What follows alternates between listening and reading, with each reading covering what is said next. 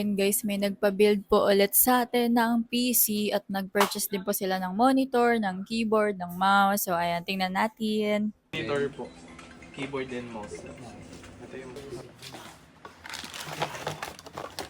Ayan, nagda-dissect na po siya ng motherboard. Kakabit niya na lang daw po yung fan ng CPU. Na-unbox na po yung PC case. PSU.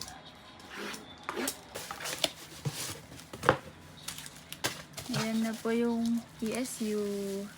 Na-unbox na. Ayan po, nalagay na po yung power supply at saka yung motherboard. Ayan, nilalagay na po yung fan ng case ng K-pop. So, ayan guys, nalagay na po yung SSD. Cable management na po. Ayan, mag-install na po ng OS at ng mga games. Yun lang to sa likod nung pinakamonitor. Parang nakasabit lang siya. Sa akin. Napaka-delay naman nito. Nag-update. Go Gadget number 1. Thank you, sir.